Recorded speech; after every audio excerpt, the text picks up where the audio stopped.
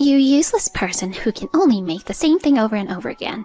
You're fired. The restaurant will keep running even without you. Hurry up and leave," Samantha informed me with a disdainful attitude. Although the head chef tried to stop Samantha, she paid no attention. "You don't need to come anymore starting from tomorrow. I'll also inform the president myself." Saying this, she made a shooing motion as if driving away a dog. I understand. I left the restaurant powerless. I'm Natalia. I'm 45 years old this year. I work as a chef at a high-end French restaurant. Since I was young, I've always wanted to become a chef to make people smile.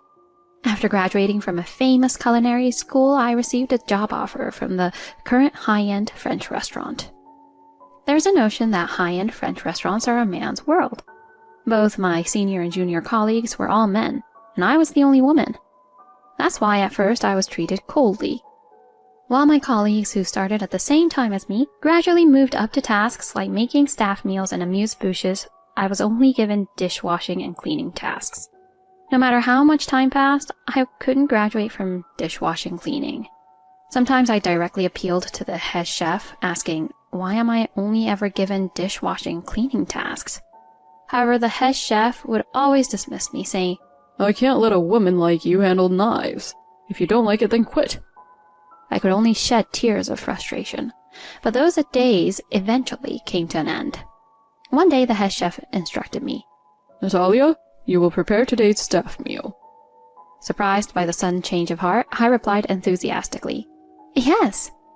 Actually, despite being treated coldly by the head chef, I have been diligently practicing cooking after work with a strong determination and saying to myself, I definitely don't want to lose. I want to someday present a dish that will amaze the head chef. Of course, the other trainees were practicing too, but I think I was always the last one remaining diligently practicing. And the dish I presented was quiche Lorraine. Actually, this quiche Lorraine is an original creation I developed through trial and error. Its appearance is more translucent than ordinary quiche Lorraine, making the ingredients look pristine. And I meticulously selected ingredients that would enhance its visual appeal. My colleagues were astonished by the quiche Lorraine I presented. It's probably because it deviates from the traditional concept of quiche Lorraine. And the head chef quietly nodded after tasting my quiche Lorraine. Since then, I've gradually been entrusted with more tasks, including mise en place and other cooking. Now I'm handling everything to some extent. As I gradually became more comfortable with the head chef, I asked, "Why did you suddenly entrust me with making the staff meal that time?" Then, from the head chef, "Apparently, the president secretly observed you practicing cooking late into the night. He also came to me and asked me to give you a chance." I received this explanation. I was completely unaware that the president had come to the restaurant, so I was surprised. Furthermore, the head chef said your quiche Lorraine was amazing. I've never seen quiche Lorraine like that before. I realized I have been treating you poorly, thinking negatively just because you're a woman. He apologized for that. Although I don't have many opportunities to speak with the president, I started to have a good impression. One day, when everyone was at work, I received an explanation from the head chef. "Sorry to interrupt while you're prepping. Actually, starting today, the president's daughter will be assisting with inspections at the restaurant for a while. Her name is Samantha. Since she's the president's daughter, please treat her with respect." And when the head chef finished speaking, a woman who had been standing behind stepped forward smoothly. "Nice to meet you. I'm Samantha, the daughter of the president of the group that includes this restaurant. I hope we can get along well from now on," she said with a smile. As soon as that was said, applause erupted. As I listened to the explanation, it seemed Samantha is close to my age and had been working in a completely unrelated company as part of her training. I heard that she worked in an office and had nothing to do with food and drink. She will be leaving that company and will be learning the ropes of management under the guidance of the president. So it seems she came to this restaurant to study. In the midst of this, Samantha was staring at me intently. Well, it might be more accurate to say she was glaring at me. When I instinctively stared back at her with a puzzled look, Samantha quickly averted her eyes and began talking to the head chef. I found it strange, but decided not to dwell on it too much. The next day, Samantha came to the restaurant again. "Today, I'll just be observing," Samantha explained. I heard that the president told her. go and observe everyone's work. At first, Samantha was walking around normally, observing. However, when I tried to start prepping with a knife in hand, she stopped abruptly behind me. She stared at me intently. Initially, I tried to focus on my prep and ignore her, but Samantha's gaze was too piercing. Reluctantly, I stopped my hands and spoke to Samantha. Did something happen? Samantha is younger than me, but she's the president's daughter, so I spoke politely. Why do you have a knife? Isn't your job customer service? What? I thought to myself. In this establishment, I am employed as a chef. Customer service is handled by the staff in the dining area. That's what I responded, but Samantha seemed dissatisfied. Huh?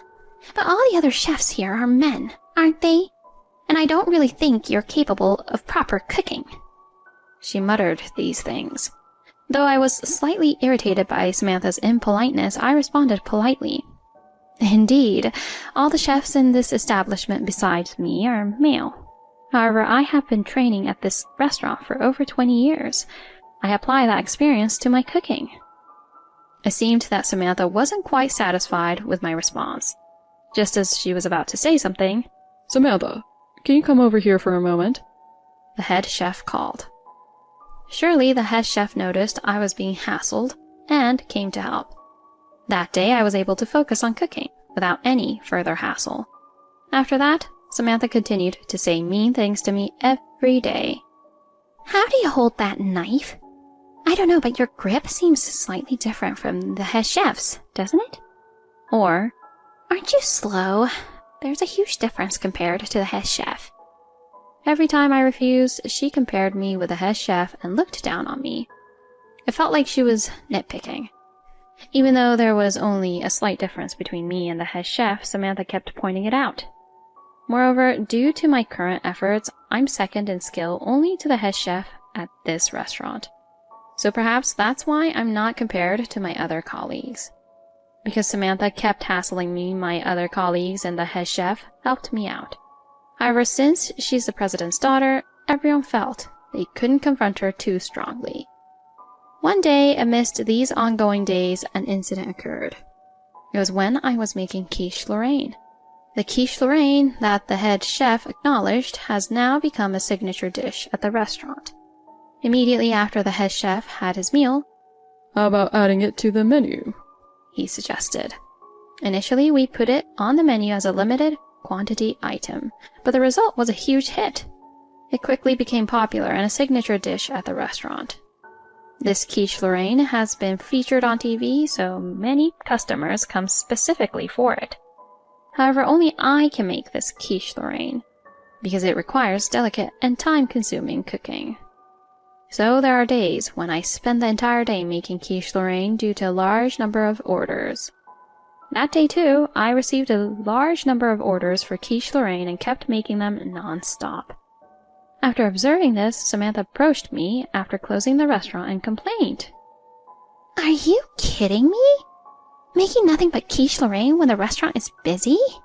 You don't even think about supporting with other cooking? Since I was tired after work, there were many orders for quiche Lorraine. That's all I could say. Then Samantha, with a disdainful attitude, said, A useless person who can only make the same thing for years should get fired. The restaurant will keep running even without you. Just leave already. Although the head chef tried to stop Samantha, she ignored him. You don't need to come from tomorrow. I'll tell the president too. Saying so, she made a dismissive gesture, as if shooing away a dog. Understood. I left the restaurant powerless. I quickly packed my belongings and left. Until now, the president had rented an apartment near the restaurant as a dormitory for employees. However, now that I have been fired from the restaurant, I can't continue living there. Fortunately, my parents' house is only about an hour away by train, so it's not too much trouble. Living in the dormitory provided more time for practicing cooking. And so after returning home for a few months, I began to prepare for something. However, during that time, one thing kept bothering me. It was the calls on my cell phone. My phone receives calls from unknown numbers several times a day. And it started the day after I quit the restaurant. I can imagine who might be calling insistently. Well, I'm busy, and they're unknown numbers, so I decided to ignore them and not pick up. After that, my phone kept ringing incessantly. And about 6 months later, I found myself working in the kitchen of a certain restaurant. It's a trendy French restaurant. The interior has a luxurious feel, but it's not as formal as the previous restaurant. The restaurant's concept is to make the restaurant welcoming even to first-timers. So we have quite a lot of young customers. Actually, I'm the owner and head chef of this restaurant. I opened it about a 5-minute walk from the French restaurant where Samantha fired me. I managed to cover the security deposit and opening costs with my savings and some loans. There were quite a few struggles before the opening. I wondered why it was so difficult to open just one restaurant. Every time I faced difficulties, I thought this. And I remember feeling really relieved when we managed to open successfully. We did some advertising by handing out flyers and using social media, so we had some customers from the first day.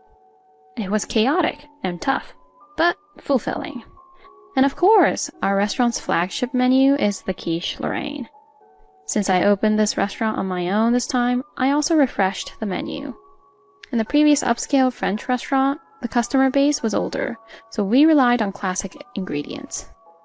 We carefully selected ingredients like chestnuts and langoustines, focusing on their origin and seasonality. They're reliable ingredients, but lack excitement. However, now we're also incorporating visually appealing and popular ingredients, paying attention to their appearance and their appeal to women. The result, of course, has been a huge hit.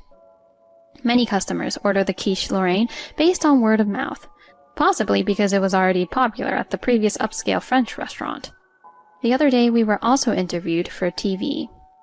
After being featured on TV, shortly after opening, there was a period when lines formed, and we even had to distribute numbered tickets. Fortunately, we managed to keep things running smoothly because we happened to hire only good staff. However, the calls kept coming in as usual. They were from that unknown number. I've never answered the phone before, not even once. But if I reject the calls, I might lose track of future developments. So I left them unanswered. During those busy yet fulfilling days, an unexpected visitor arrived. One day, just like any other, the bell rang to signal the arrival of a customer. As I began to say welcome, my words stopped, because there stood Samantha. "What can I do for you?" I asked Samantha to move to the back entrance because I didn't want to disturb the customers. Here, nobody would interrupt our conversation, and since it was already past the last order time, the other staff should be able to manage even without me. Samantha's appearance had changed quite a bit. Before I left my previous restaurant, Samantha always dressed up in brand name items. Her hair was neatly curled, and her nails had gel polish with Swarovski crystals. The perfume was also strong, to the point where I honestly wished she would stop wearing it. But I wonder how it is now. Samantha's clothes are from brands I know are budget-friendly. Her hair is not curled and looks a bit unkempt. Her nails are also chipped. It was clear that she wasn't taking care of herself. "It's all your fault that the store is in trouble, you know. Don't you feel bad about it?" Samantha shouted with her eyes narrowed. It seems like it's all my fault. Samantha never acknowledged her own mistakes before. I don't feel bad because I'm the one who got fired. How exactly is it difficult? I replied calmly. It was Samantha who fired me, so the responsibility should lie with Samantha, but I'm a little curious about how the store is doing. "Because you quit, the store's sales have plummeted, you know. First of all, even though it's a French restaurant, I didn't even know that quiche Lorraine was the flagship on the menu." Saying so, Samantha vigorously scratched her head. She seemed unable to believe the current situation. Definitely the quiche Lorraine I made is now a dish that every customer always orders. At times, customers even leave without ordering anything else, just having my quiche Lorraine and some wine. Many of our regular customers feel that way too. Well, in the case of regulars, they often bring business partners later and order a course meal. so there's no particular problem. So the quiche Lorraine I made makes up a big part of our sales for the day. But the president and the head chef should know this too. If you're the president's daughter, you should have been able to see the sales data, right? Don't blame me for your lack of knowledge, okay? When I confronted Samantha with reason, she bit her lips in frustration. Ugh, so what? I couldn't stand you being the only woman in the kitchen, getting all the attention. You're not even struggling that much, yet you're treated nicely just because you're a woman. With an envious expression, Samantha said this. Actually, I've struggled a lot because I'm a woman. There's no point in talking about it here, and I just wanted to end this pointless argument quickly. I'd rather think about new menu items than talk about it here. So, what's the reason for coming here? I asked calmly. Then Samantha quickly became angry. You never pick up the phone, do you? When I told Dad that you quit, he got really mad the next day. He said the restaurant wouldn't function without you. He demanded I apologize and convince you to come back, she shouted. Listening to her, it seemed the president had a lot of trust in me. Apparently, there were plans for me to eventually take over as head chef. While I mostly made quiche Lorraine myself, I had mastered everything from crepes to side dishes. Honestly, I think I had enough skills to stand on my own. Everyone at the restaurant probably knew that, except Samantha. Just before I quit, I was even mentoring the junior staff. I just wanted to keep working hard at that restaurant. Also, the fact that the president cared about me, plus getting used to the atmosphere at work, including working with the head chef, somehow made me want to continue. While I was thinking about that, Samantha continued. And what about that quiche Lorraine? You're the only one who can make it, right? I heard even the head chef can't make it. As Samantha said this, she pointed at me firmly. Indeed, only I can make that quiche Lorraine. There's a recipe, but the cooking process is particularly tricky, and if you miss the timing even slightly, it becomes mushy. I calmly responded to Samantha's inquiry. That quiche Lorraine isn't something just anyone can make. While you might manage to get the taste right following the recipe, the delicacy in appearance and when you taste it can't be replicated by others. Plus, it takes more time than regular quiche Lorraine, so I don't think everyone wants to make it. I left the recipe at the restaurant, but it seems like everyone gave up on making it. Because of that, everyone, including the head chef, respected me. While I was thinking about these things, Samantha gave me a stern look. And then, with the same momentum, Samantha made a declaration to me. You, close this place right now and come work at our restaurant again. I'll put up with seeing your face because I have no choice. She says some pretty outrageous things. I have no idea why she's talking down to me like that. And considering what's happening now, she should be trying to persuade me, right? I sighed in disbelief at Samantha's attitude. There's no way I'm going back now, right? Why would I need to return when I have my own restaurant? I conveyed firmly. The restaurant I quit is in the past for me, and I couldn't bear to come back with Samantha there, ready to complain again. So, what's going to happen to that restaurant? Actually, the head chef is also quitting following your departure. Several others have left the restaurant as well. The restaurant is now struggling so much to function that it's being forced to close temporarily, Samantha said, visibly agitated. She's probably quite stressed out. She's speaking to me with her hair in disarray. Oh, I don't know. You once said the shop can run even without you, you know. Instead of being here, how about you run the shop? I said calmly. That's impossible, obviously. Just make the quiche Lorraine.